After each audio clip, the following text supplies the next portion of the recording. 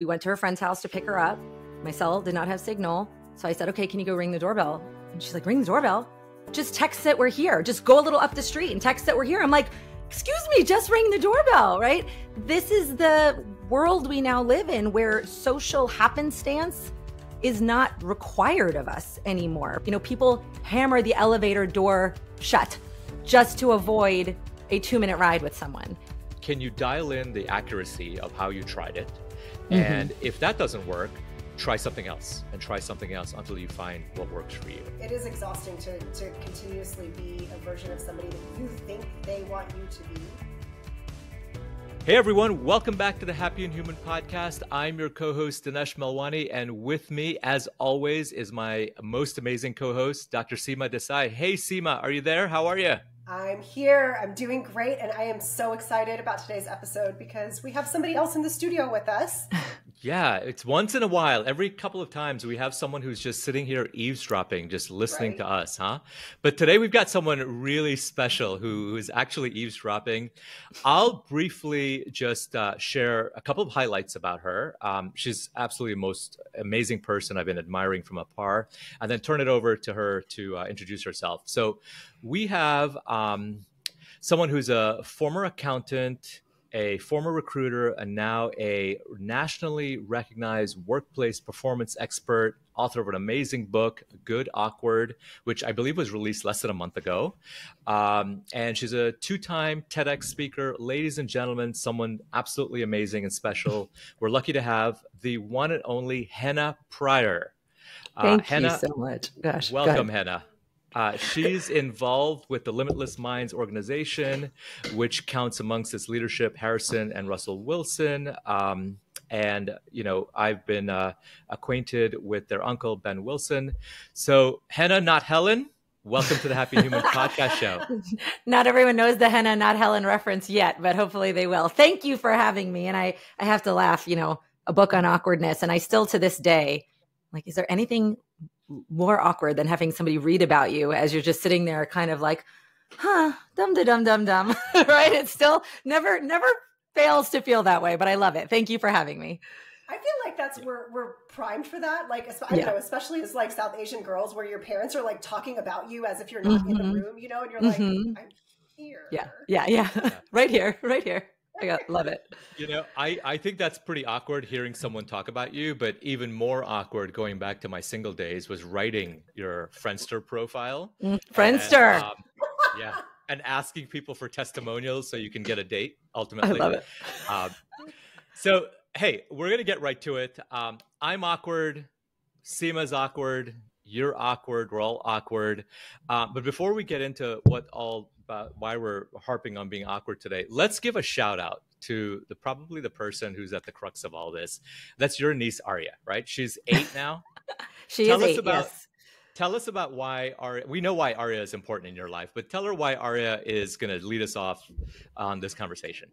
Yeah, this is my niece, my sister's daughter, is one of the many catalysts that kind of created this exploration about the emotion of awkwardness. And the reason Dinesh is bringing this up is because in my TEDx, one of the things I open with is this idea that my niece Arya, who is, 8 and younger at the time, was 7, she never has once asked me, Henna Kala, I'm having trouble with XYZ and I feel really awkward about it.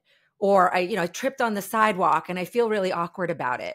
And interestingly, it was through observing her, and especially through observing her as it compared to my now 13 and 11-year-old kids, I realized there was this interesting difference going on. My kids felt awkward about a lot. Arya did not. And so what it actually led to was a bit of research and discovery that kids don't feel awkward because they haven't yet learned that they should. And it's not until around age 8 or 9, kind of early adolescence, that humans develop the capacity to start to look around at social norms and start to consider this emotion, this self-conscious emotion of awkwardness more fully. And it wasn't really until I started to watch her against my own kids that I started to see these connections coming out. Is it inevitable that everyone, once they get to 9, 10, 11 years old, that we start looking around? Or are there things that we can do now from a place of insight and guidance that we can help to maybe rewrite that little dichotomy of human development? Yeah, I don't think it's inevitable, but it is a wiring that is, in emotionally healthy, neurotypical humans, it is a wiring that requires intentionality to push through, because ultimately, we are social creatures. We are creatures who are tribal at its very essence. If we, diverted from the pack too much in our primitive days, we were not safe. We were, threatened to be kicked out. And so that social belonging, that social acceptance need is very hardwired and very primitive and biological in our brain. So what happens in generally healthy brains is there comes a point where we start to scan our environment and our development for who do other people see? And more importantly, do they approve of who they see? Do they like who they see? And again, this is our primitive brain talking. Am I safe in the tribe? Am I going to be kicked out? Is there a threat here? Now that's pretty primal, again, in neurotypical brains. I think the difference then becomes, do we reinforce those messages in childhood? We've got a group of South Asians in this room. Is it, shh, people are watching, people are looking, right? Do we reinforce those messages? Or do we early on, knowing that that is the brain's default wiring, create messaging around, it's okay if other people are looking. It's okay if you zag when other people zig. And that's where I think we do have some control over the intensity of that emotion. Yeah, that's interesting. Even like this morning, I found myself, my son's suffering with some allergies and he just can't seem to kick it. And he kept doing this like snorting business to try to make himself comfortable. And it was so early in the morning, my brain was turned off. And I think I said something like, if you do that at school, like it's really distracting for other kids and it's not really helping you either. Like it's not accomplishing your goal of like, so, stop. And it was an out of body experience of where I was like, oh my God, these words are actually leaving my mouth. Right. So now I have to backpedal, but it is that idea of like, this is awkward, or this is, people are looking at you, that is just so hardwired into our brains. Yeah. And I think, again, it kicks up at certain levels of adolescence. Again, my kids are in middle school. So there is a very strong emphasis on who I am is defined by whether or not other people like what they see. I mean, I am watching, I love my daughter and she has so much strong, independent thinking in some ways, but she's in eighth grade. She's an eighth grade girl in middle school. And I can see on a day-to-day basis, her interests are wildly informed by other people like this, therefore I want to like this too. The social acceptance need is very, very high. But that's kids, but adults too. Every time we hit an inflection point, new job, going to college for the first time, new class, new career, new promotion, we are kind of like our 9, 10, 11, 12-year-old self again. Those same feelings of who do they see? Who do they see? Is this okay here? They kick back up. And so it's interesting to see it reemerge at those inflection points in adulthood as well. Yeah. Yeah. And, for South Asians as well, I think it starts pretty early when we might have a name difference. And we've talked about this on the podcast before. A lot of South Asians, including myself, will Westernize their name, right? We will, I used to go by Daniel or some other name that made it easy for people to not find friction in connecting with us, right? Yes. And in a lot of your work, you talk about there's a feeling that nothing else feels better than in the world, and that is to feel included, right? And I think that drives a lot of what we try for. We want to be liked, we want to do it, and when we don't, there's a tendency to do some buffering or numbing by deflecting that. Can you share with our listeners and us, how that manifests and how that really holds us back from, stepping into our potential, being successful, and, really just being honest and true to ourselves? Yeah, it's such a powerful question, because any of us that grew up with a name that's a little different, or frankly, just an origin story that's a little different, we know this one, right? I was Henna, which is easy, kind of. So I really didn't have an anglicized name. And I grew up in the early 80s when Hanna-Barbera was the thing. So it was just constantly not Hannah, it's Henna with an E, and I just I say this all the time, I would have given my absolute left arm to be Jessica or Samantha or whatever the 80s names du jour was at that time. Yeah. I'm like, God, why do they have to name me Henna? This is so complicated. So that is so true. I mean, it feels like this very consistent effort of wanting to buff out those bumpy edges. My mom is a wonderful cook, and she would pack, keema prata in my lunch, and everybody else had their peanut butter and jelly on white bread, Wonder Bread sandwich. And keema is very aromatic. And all of a sudden the cafeteria has a smell and everyone's like, what is she doing? And I'm like, no, don't pay attention to me. I'm just trying to eat. Right. So this conditioning for many of us starts young, and we start to feel the experience of how that jagged edge creates impressions of us that we either want or don't want. And so it becomes easier. I think just our experience, again, universally, is one of assimilation. It becomes easier to just fit in, to just not create waves. And then you think about when we get to our later years, when we try to take risks at work, micro risks at work, we've sort of conditioned ourselves not to do that. We've conditioned ourselves to take the path of least resistance. I love that you use the word friction, because this is what a lot of this is about, is many of us who tired of those feelings early, or we learned how to buff away the edges, we sort of weakened our muscle on social friction.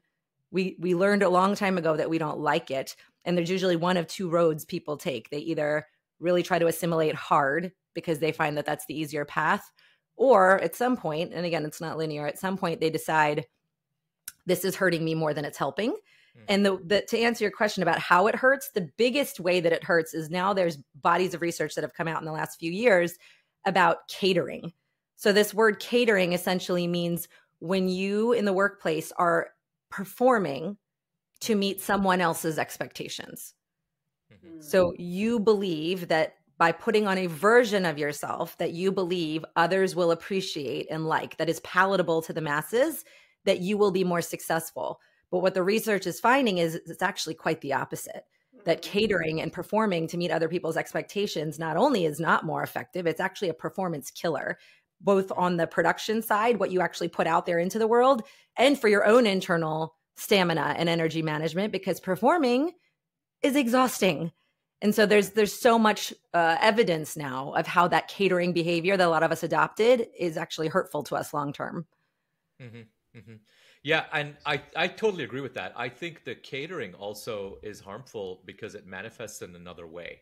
You're aiming for a target that you perceive, but might not be the actual target. So let's say you think your employer wants to see, I don't know, something that's proofread, right? And that's where you put all of your energy, but you miss the bigger issue there. For example, it can come back to bite you, and then you can't even figure out why you're not performing at a high level.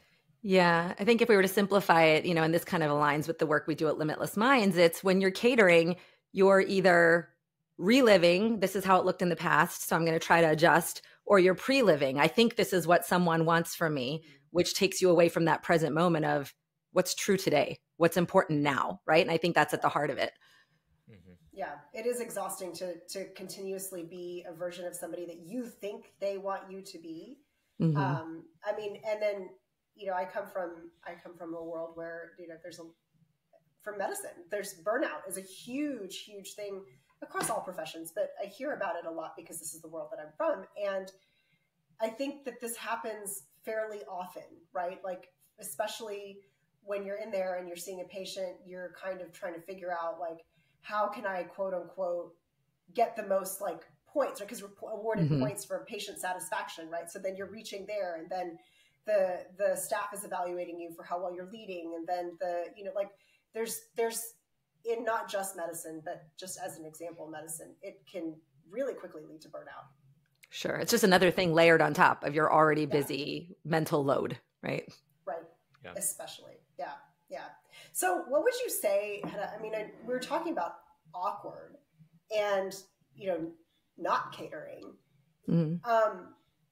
But like, what do we do with the feeling? What do we do with the, but no kenge?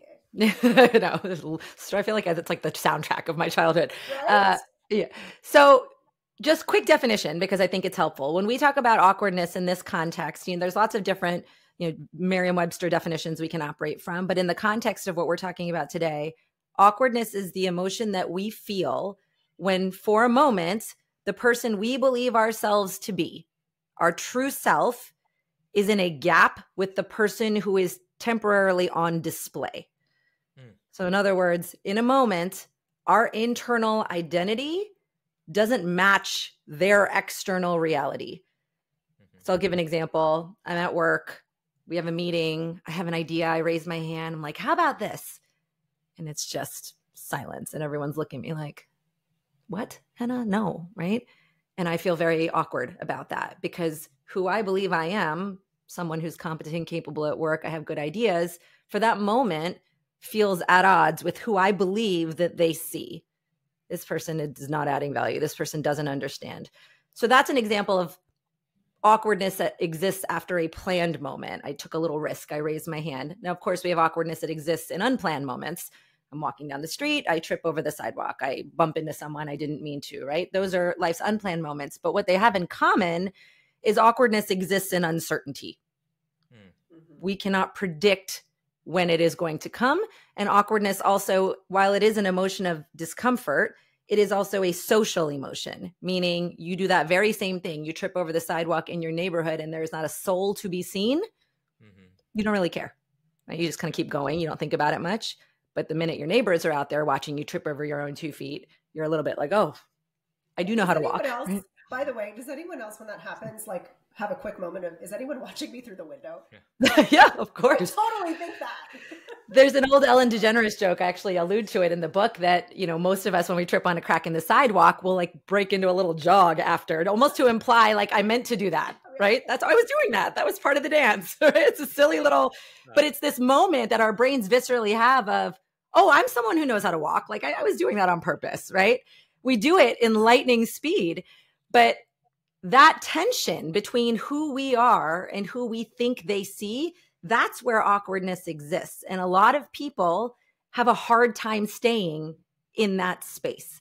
And the danger becomes when we can't stay in that space, which again is inevitable when we live in a life that's filled with uncertainty, we try to avoid it. And then it leads to not raising our hand in the meeting. It leads to not putting ourselves in a situation where that certainty in that social situation is guaranteed. And so that's where that, I call it awkward tolerance, building space in that tension and that gap becomes critical. And we increasingly live in a society, in a world that makes it harder and harder to do that because we keep optimizing it away. We keep trying to smooth out social interaction so we don't feel as comfortable in that space anymore. Yeah, there's like filters on social media. Like you can take a picture and, Photoshop it and filter it, and you can change the background and all sorts of ways we can prevent authentic truth to shine through.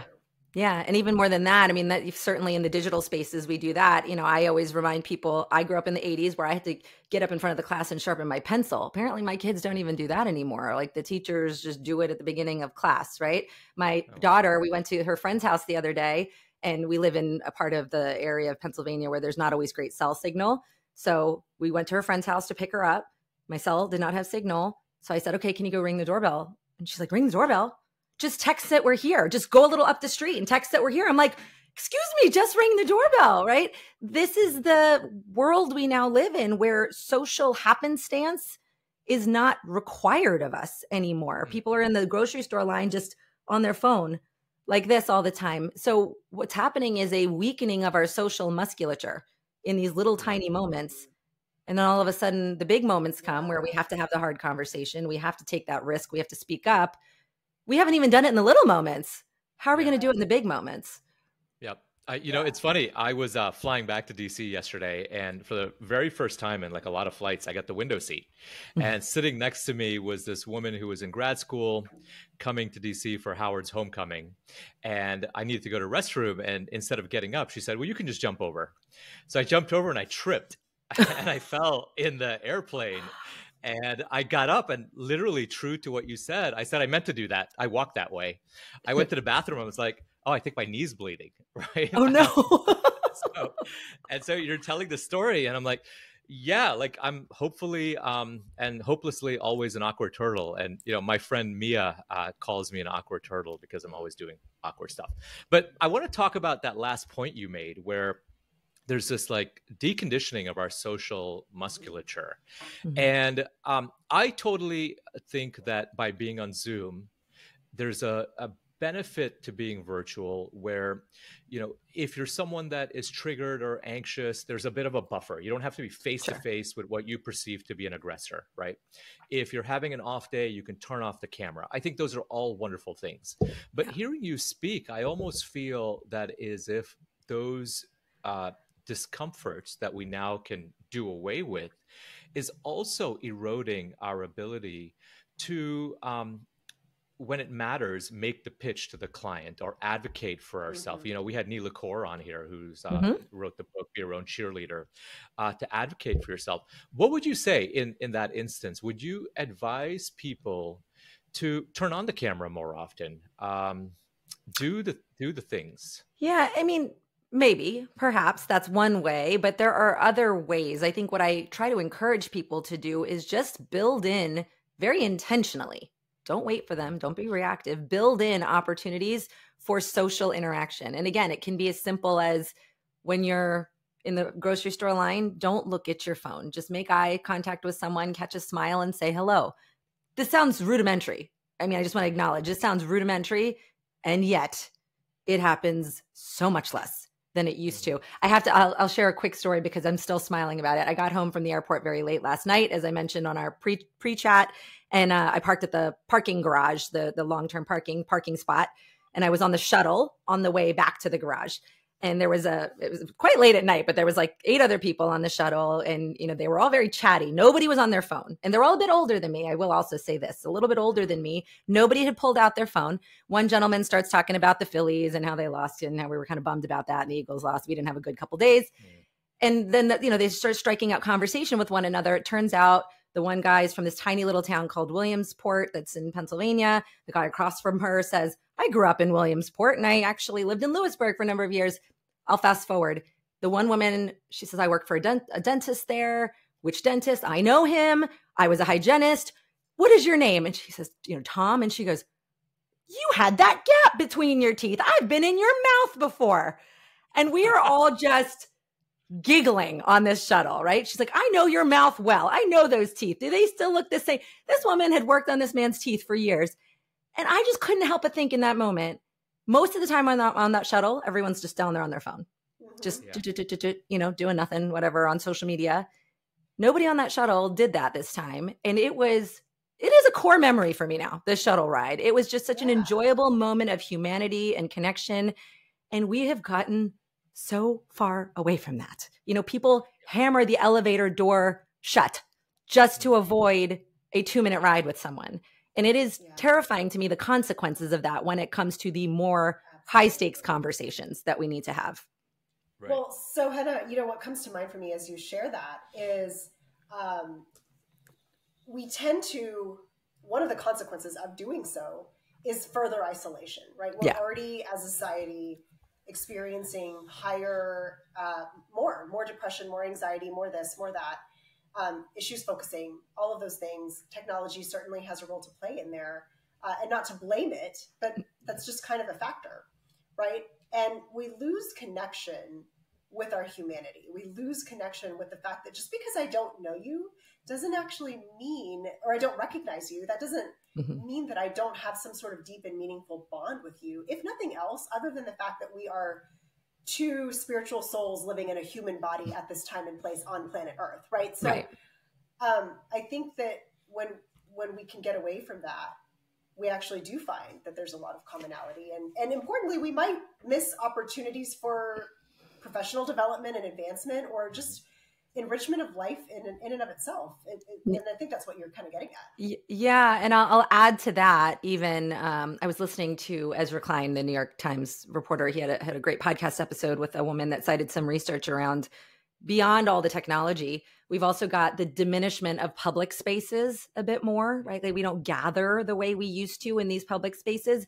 And I will say, and not to feed into the stereotype that all South Asians are ambitious and chasing success, but for the moment, I'm just going to feed into the stereotype. So please, save the bows and arrows for later. I'm just going to speak very generally right now that part of this chasing of success often in our upbringing tends to look like the great job, the great house, which often moves us eventually out of cities and into the sprawling houses with the big yards in the suburbs, which then creates that additional sense of isolation. Because a lot of us who start in cities or spaces where there is a little bit more opportunity for happenstance or spontaneous gathering with friends or colleagues, all of a sudden we become successful.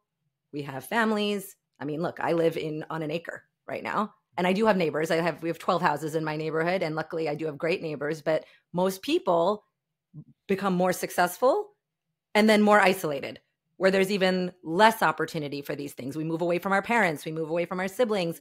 And so it becomes this dangerous, slippery slope of almost with success comes less and less social fitness practice. Right. Yeah, no, the way you say it makes a lot of sense. And if you think back, like have you been back to Pakistan or? I have. It's been a while, but yeah, we went to India a few years ago where my dad was born.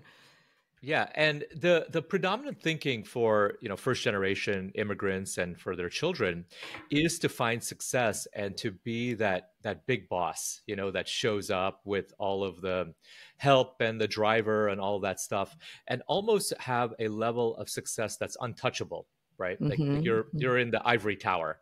And the way you describe it, it almost is that we're a victim of that ideal that we're chasing to be this figurehead at the top and away from the masses, which then harms us because we are away from the masses and we lose touch with our peers and have those types of interactions, which then further complicates it because we have an image to maintain, right? We've attained the success, right? And let's say someone went to med school or something and they're a doctor, they're a very successful neurosurgeon. What would it look like if they tried their hand at opening a printing shop and then they failed? It would make that you got lucky in being a neurosurgeon, right? That you weren't really that good if you couldn't do this again. Yeah. Right? Yeah, I 100%. I do agree with that. I think, again, without speaking in too broad strokes, everyone's got their own lived experience. But I think about, I have a nuclear family, husband, 2 kids. My parents live 15 minutes away. My husband's parents live an hour and a half away. And I'm trying not to, I don't want to make this like I'm speaking ill of my parents because I'm not, but I can't imagine what they would think if my husband and I had children and stayed in an apartment in a city. Like, I just don't think that mental congruence would add up in the way that we were raised. It's sort of like eventually you get the house and you get the yard and you get these things. And yet I think about our own life, and I like to think my husband and I have done a very good job keeping our social structures intact. We really prioritize our friendships. A lot of our best friends now are our best friends from college. They don't necessarily live near us, but we make it a priority. That said, there is very little spontaneous hanging out. It has to be extremely planned. Social interaction is very orchestrated. It is not easy to just walk out to the mailbox and see my neighbors. I do sometimes, but even the structure of my neighborhood doesn't make that very easy. And so still, even for people who prioritize it, there has been a cost to this choice of successful living mode. And I think I hadn't given it thought until it became obvious to me. Yeah, what comes to mind for me when you say that is like back in Pakistan, India, like when, wherever we're from, we were very social and it was very routine for people to just drop by your house. Right. Like there was no when every time I now have a neighbor that actually is a friend. And so sometimes she'll come by, but I find myself quickly just fluffing the pillows or just making sure, but there was none of that for our grandparents or their, before that. And you just had to kind of be comfortable with the fact that real life was happening in those apartments or in those homes. And the auntie that lived across the street was going to see it all. Just see it all. Right. And what's interesting is I don't even know that, like, so my mom grew up in Karachi, Pakistan. My dad was born in India, but then kind of raised in Pakistan. And even the successful, I feel like, didn't withdraw. They may have had other luxuries, but maybe it's a function of space, right? My parents both grew up in cities where maybe there just wasn't an opportunity to move away and have land. They had to sort of be in the fray. But even the successful had a village. They lived in a much more entrenched community, like you said, where people were coming by, where Masis were there, wherever, like, it was just different. And it still is, to a degree, from even in, when we visited India in 2019, even the successful have just more people around, right? And so with success comes, in America, seems to come this increasing distance from folks. And we're proud of it in a way, like it's a function of we have control over our own lives. We don't have to be around people. And again, there is some value to that, but there is a cost. And I think it's sometimes we just have to understand that every positive has that shadow side that benefits from a look. Yeah. So intentionally gathering versus allowing that spontaneity has atrophied the social, like the ability to withstand the awkward tolerance, if you will. Yeah, exactly. And, when you've got friends that are close friends, it's wonderful, but there's some expectations of how they'll behave.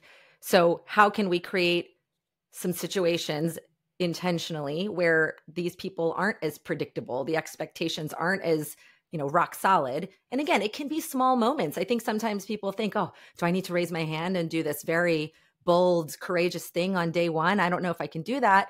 Start small. When you're at the coffee shop tomorrow, don't wear your headphones. Just don't wear them. Just see what happens, right? See if anybody strikes up a conversation or catches your eye. In the train, just look at somebody next to you and smile. Like it's almost to the point where if somebody looked at you and smiled on a train, there's like a school of thought of like, oh, that person's a creep. I'm like, how have we gotten there? How have we gotten so far away from our social wiring of being in it together? And, I'm just very, in case you can't tell, very hell-bent on trying to push back against that thinking. So interesting. I live in Texas where everybody is very friendly, generally speaking, but even now I am starting to see sort of, people reclusing into their devices. Yeah. So we talked about, like, personally, right? Like, you have moments to teach your kids how to be okay with the awkward. We talked about, with your friends and things like that. You did touch on the workplace, but I wanted to kind of dissect that a little bit more, simply because that's your jam. You're a workplace performance expert. So how can we embrace the awkward and, talking about these approval mindsets and things that we face, and how can we allow it to optimize our performance rather than hinder? Yeah. So great question. So twofold. This is sort of a two-parter. The first step to embracing our awkwardness at work is, and we can't skip this one, so I have to mention it, is spending a little extra time on the awareness around what awkwardness represents. So again, in the context of this room, there's probably a pretty shared experience, which is there is a lot of messaging with South Asian children about, people are looking, be careful what you say. And, in my household, if we talked about money, for example, it was, oh, you're going to have nazar. People are going to, talk about you. There's a lot of like, what will people think, right? There's a whole lot of what will people think. And so it's doing an examination, peel back the layers. What are the stories that you grew up with? And then what are the stories you still tell yourself about awkward interactions? I love the framing that Dan McAdams from Northwestern uses about, do you tell yourself contamination stories? Meaning, okay, I did this thing at work. It was very awkward. And now that situation is going to contaminate future situations, meaning I'm not going to raise my hand in that kind of meeting again. I'm not going to try to do this thing ever again because that did not go well. Or can you have more of that reframing mindset or a redemptive mindset, which is, I didn't get the outcome I wanted, but I don't usually raise my hand in this meeting and I'm proud that I tried. I call it looking for gifts in the garbage. Can we get a bit more intentional about reframing these thoughts, which always requires pausing and actually giving yourself the space to dissect the experience as they happen? So lots of different awareness things I take people through about just what does this experience represent? Also knowing that it is universal. I can't tell you how many people are like, I'm awkward, I'm socially awkward, which itself is limiting language, but we can talk about that later. Everybody experiences awkwardness. Again, if you're neurotypical, emotionally evolved type person, it is something that is natural to the most confident people. They do not get to avoid it. They've just learned how to have a very fast comeback rate, or they've learned strategies to move through the emotion and lean into it rather than trying to eliminate it, because elimination is not an option. Those are the people that we look at and say, hey, you're very confident. Second part is, we kind of started to touch on it, is conditioning. It's repetitions, it's rehearsal. At work, my number one thing is get back to role playing. Get back to role playing. We used to talk about it, decades ago, and then people stopped doing it because it is the most awkward experience there is, right? Like, doing role play stuff stinks. It feels very uncomfortable and awkward. But when you practice with other people, when you practice with your team members that you trust or people that are low stakes, then your mouth, your muscles, your brain has done this before, and you are more prepared in high stakes. But it is repetitions. It's conditioning. Can you practice your presentation with someone? Can you strike up a conversation with a colleague you don't normally talk to? Some of the techniques are using things like humor. We talk a lot about naming awkwardness, because ironically, the avoidance of awkwardness increases awkwardness. So something happens at work, the tension is thick in the air. We're like, oh my God, this is awful. All it takes is that one person to go, well, that was awkward, right? Or, ooh, that was a cringe. And guess what? The whole feeling, like, it evaporates. Everybody's shoulders relax. We're all laughing at our shared humanity, and we move on, right? So there are things we can do in any workplace situation that can help us prime ourselves in low stakes moments. But it has to be the low stakes moments. We don't want to practice in the big stakes moments. Mm-hmm. Yep, absolutely. One of the things I advise people before even getting to role playing is a couple of baby steps. One, take out your phone and just on an audio voice note, record yourself saying the things. Yep. And then when you feel like you sound good, then doing it on video. And when you feel that all of that is come together and you have the confidence, then going into role playing or doing that allows you to, by then, have like 10 reps into it.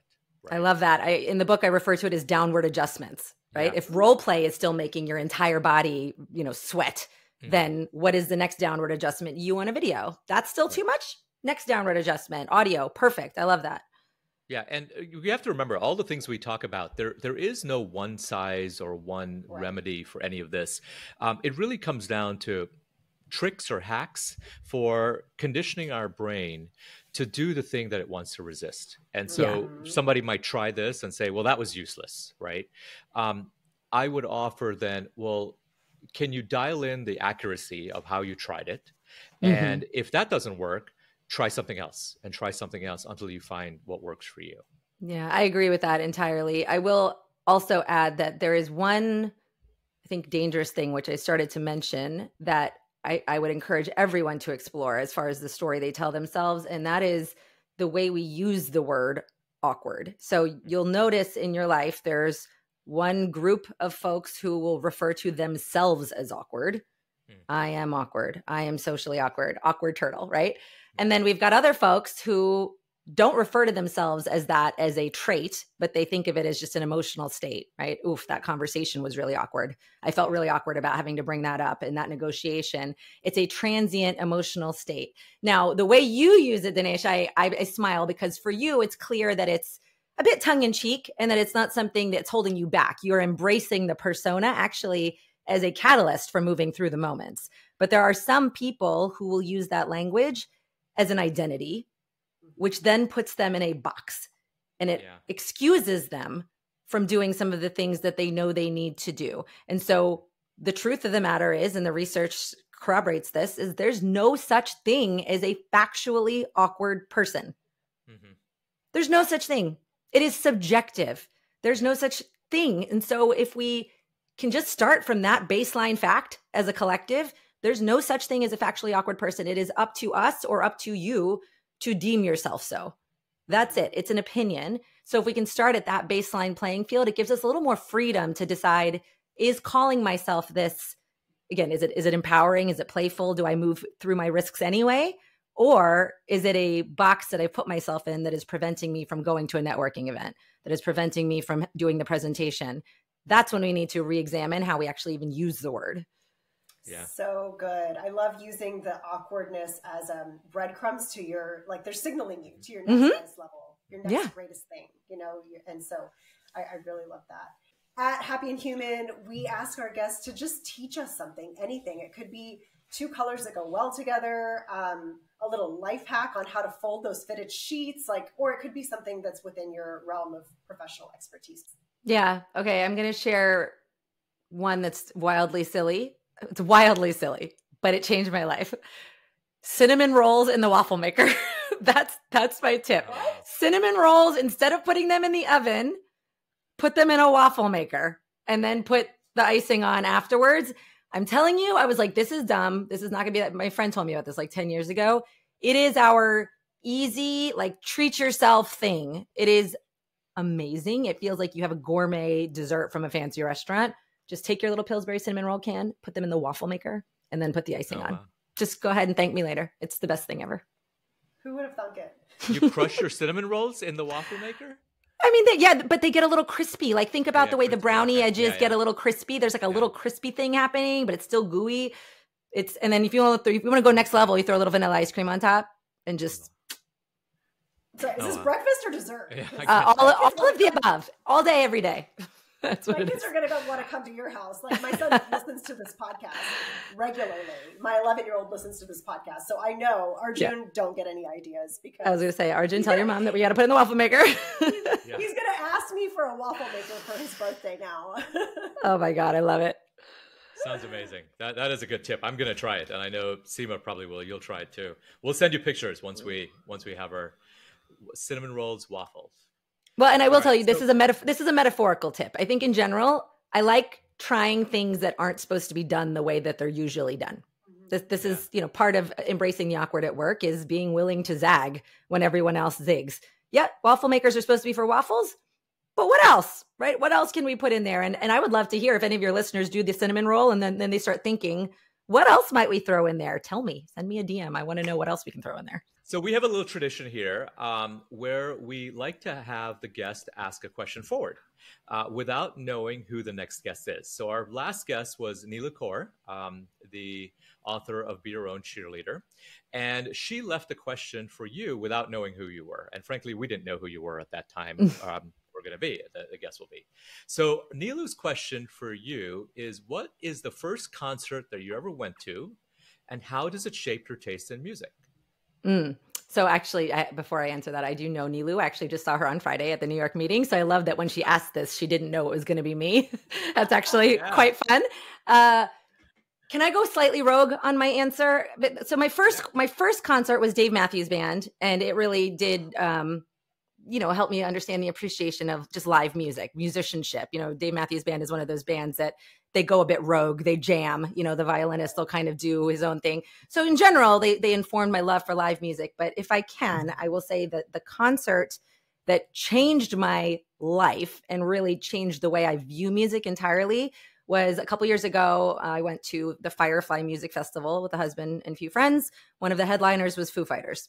I had seen or listened to the Foo Fighters on the radio for years. I mean, they've got like a string of hits and I'm always like, yeah, it's catchy. I know their music, whatever. Never really thought about the Foo Fighters. And then I saw them in concert and I was like, what just happened? Like my world just exploded. The Foo Fighters in concert are something very different than what you think you hear on the radio. It blew my mind. And it honestly was one of those moments where I said, I'm never judging any band based on their radio edit ever again. Right? Ever again. If somebody tells me that somebody is good live, I don't care what I think about their music as it's on the Spotify or on the radio. I will go see them live because that to me, like I still think about that night. And I'm like, I remember the awe and the wonder that was going on in my brain at that time. That concert changed my life significantly.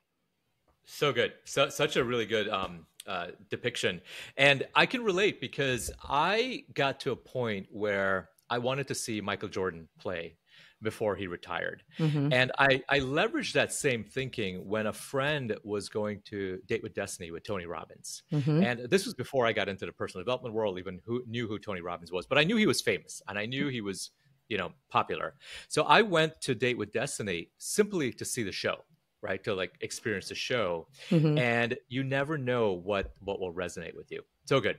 Your turn. You get to ask a question for the next guest, and we don't know who the next guest is, neither will you, but we'll ask them live on the air, and we'll repeat the tradition. So what's your question, Henna? I love it. I have a question that I'm excited to ask, and I'll give a little context. My second TEDx is about good bragging and how we need to brag on ourselves a little more. So in that vein, the question I want to ask is, what is a compliment that you recently received that you're still thinking about? Tell us your compliment that you recently received that you're still thinking about. I will actually. So this was a couple days ago. Somebody, I'm generally good with names. I think I know this about myself, but a friend of mine said, he said, you're really good with names. And I said, thanks. I try to be. And he said, but it's more than that. He said, when you do that, there is a warmth and a care that every single person you experience feels like you're locked in. And that's something I really admire about you. And it nearly brought me to tears. I mean, I've always I have a pretty good memory. I'm good with names, right? But that framing of it, it really, it stuck with me. And I was really grateful for that declaration from that person. So that's amazing. Sweet. Congratulations. So that is a great compliment. Thanks. Yeah. It feels like a warm sweater on a cold day. Yeah. I mean, I hope, it's kind of like a compliment that sticks with you is one where it speaks to the person you hope you are showing up as, right? That's who I hope to be in this world. So to know that maybe a little thing that I did that I don't really think about helps feed that narrative is, that it sticks with you. Feels good. Yeah. Yeah. You actually inspired me as I was preparing for our show today. I was listening to your TEDx talk and you're talking about bragging and good bragging and celebrating each other. And it inspired me to reach out to this group of coaches that I am on a text thread with. And I was like, okay, ladies, what's our wins for today? What's our win? Good. I love it. Great. It was so great. So wait, before we run out of time, because now I don't want this to just be the Henna show. Can you both share a compliment that you're still thinking about? I'm curious now. Well, I can tell Dinesh is still thinking. He probably doesn't get a lot of compliments. No, just kidding. Just a lot of trolls from people who love him, right? Well, even the trolls, like my friend Mia, I feel when you were talking, like she inoculated me, like she immunized me against being awkward because she tells me you're such an awkward turtle all the time. I was like, all right, well, I'm just an awkward turtle. Have at it, world. You get an awkward turtle. Well, as Seema's giving her answer, I would almost love to know, what's the compliment embedded inside of the awkward turtle thing? Because I can tell when you say it that it's not a dig. It's not a dig. There's actually a compliment inside of that nickname. And I'm just curious what you think it is. Yeah, you're good. You're really good. I can tell you that. You've gone below the level. And I'll tell you what the compliment is and why I don't take it as a dig. It's that you're someone that's important to me. And I think you can be yourself around me. And maybe that's a little twisted, but it really values or places the friendship on another level where I recognize that you could be my friend because you're so open with me.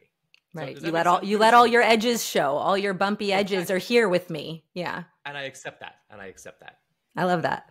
So yeah. Good. That's my compliment. You're Seema. So good. Yesterday, I was spontaneously coaching a friend because I can't help myself when I see people struggle. And so I wound up coaching her with her permission, of course. And at the end of the conversation, she goes, you have a way of, what did she say? She said, you have a very discerning ear and you just have a way of making me feel seen and heard and safe to be seen and heard as I am, which I thought was just really sweet. So good. So good. I agree. I agree with that. Ever since our first conversation, Seema, I mean, where this podcast, the idea of this podcast came, I thought that you had a really welcoming ear. Oh, thanks. I love it. We believe generosity is the key to success. We believe in lifting others up. And we want to importantly, there's a lot of successful people out there who would actually give back to other nonprofit organizations and causes if they just kind of had some direction as to where. Yeah. So we'd love to ask you, can you share a nonprofit organization or a cause that's near and dear to you that you've supported? And, we can amplify their message and mission and maybe encourage somebody who's listening to explore what that looks like for them to help them support the cause as well. Can I cheat and give two? Sure. One very pointed and then one maybe more holistic. I recently had a chance to speak at the same event as Reshma Saujani, and I learned more about her Moms First organization. I was familiar with Girls Who Code and Moms First, but I didn't really know all that was in it. And so holistically, I really am excited about what she's doing as far as just upheaving the systemic narrative around mothers. And so that's one. But more poignantly, I recently discovered an organization called Lev Lalev, which is actually an Israeli organization that supports young girls, many of whom who are orphaned. And with everything going on there right now, my understanding is, it's kind of sometimes tough to know where money goes directly to support causes and to support people. And I've learned that one is, there's not a heavy, admin burden, that there's a lot of support going directly to children and organizations that house children overseas right now. And so it's LEV, Lev Fund. And so that's one that I'm passionate about right now. Thank you so much for being on the show today, and congratulations on your book. Tell everyone where we can find it. Tell everyone, where they can find you and connect with you. Yeah, thank you. This was so much fun. The book is called Good Awkward: How to Embrace the Embarrassing and Celebrate the Cringe to Become the Bravest You.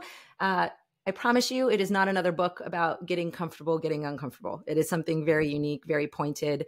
It is a fresh take, and I'm really proud of all the accolades it's gotten. And there's a couple of awards that it's winning that I'm not technically allowed to talk about yet, but I promise it's a fun read, and you'll laugh and you'll identify yourself in a lot.